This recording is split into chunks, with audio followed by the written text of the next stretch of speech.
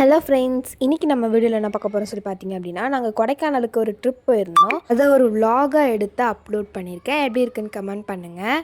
நாங்கள் காரில் தான் போயிருந்தோம். டேரெக்டாக வந்து கொடைக்கானலுக்கு போகல. திண்டுக்கல்லேருந்து அங்கே இன்னொரு ஃபேமிலியை பிக்கப் பண்ணிட்டு போயிருந்தோம். ஸோ என்னோடய ஃபேமிலியை இன்ட்ரடியூஸ் பண்ணுறேன் பாருங்கள்.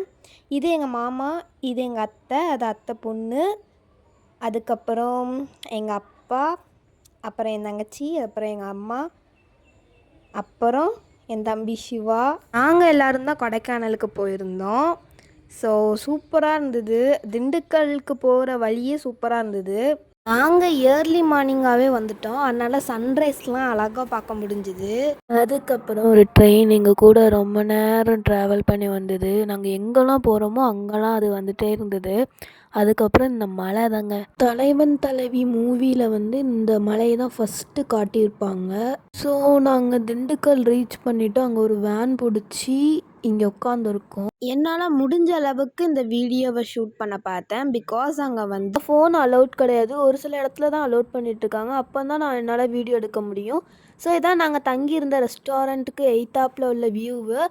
பஸ் ஸ்டாண்டு தான். நாங்கள் தங்கியிருந்த ரெஸ்டாரண்ட் இது தான். சூப்பராக இருந்தது. ஸோ வாங்க உங்களுக்கு நான் சுற்றி காமிக்கிறேன்.